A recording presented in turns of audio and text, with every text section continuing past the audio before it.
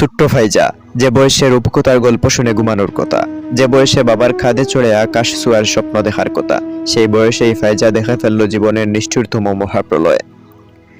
মরুভূমির তপ্ত বালিতে এক নিমিষেই মিশে গেল তার সাজানো সংসার। সৌদি আরবের সেই অভিশপ্ত রাস্তার শুধু 4 জনের প্রাণ কেড়ে নেয়নি, কেড়ে নিয়েছে ফাইজার শৈশব আর তার আশ্রয়, তার পুরো পৃথিবী। কল্পনা করুন সেই মুহূর্তটি, যখন হাসপাতালের সাদা বিছানায় চোখ মেলে ফাইজা খুঁজছিল তার মাকে, ডুকরে কেঁদে উঠে বলেছিল বাবা কোথায়। তখন উত্তর দেওয়ার মতো কেউ ছিল না পাশে। যে হাতগুলো তাকে পরম মমতায় আগলে রাখত, সেই হাতগুলো তখন নিতর বরফ শীতল। ফাইজা বেঁচে আছে, লোকে বলছে এটা অলৌকিক, কিন্তু এই বেঁচে থাকাটা কি আনন্দের নাকি এক আজীবন হাহাকারের?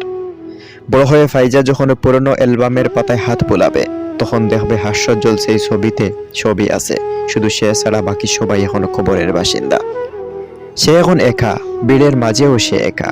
চারপাশে হাজারো সান্ত্বনা আর কান্নার আওয়াজ হয়তো সে শুনছে, কিন্তু তার অবুঝ মন এখনো খুঁজে ফিরছে সেই চেনা গ্রাণ, মায়ের আঁচল আর বাবার নির্ভরতা।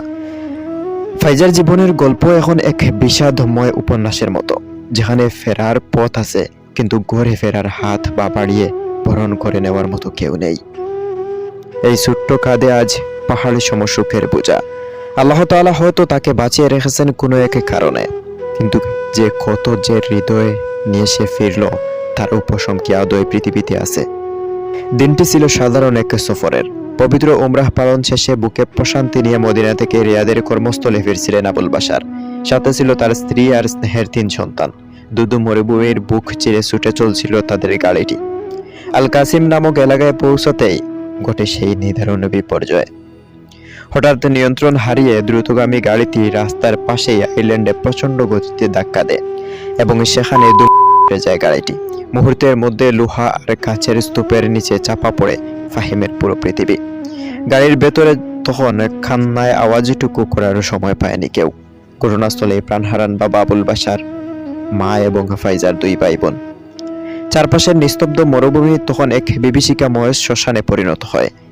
সেই যাওয়া লাশের সাগরের মাঝখানে অলৌকিকভাবে দুপ দুপ করছিল একটি ছোট্ট প্রাণ, ফাইজা।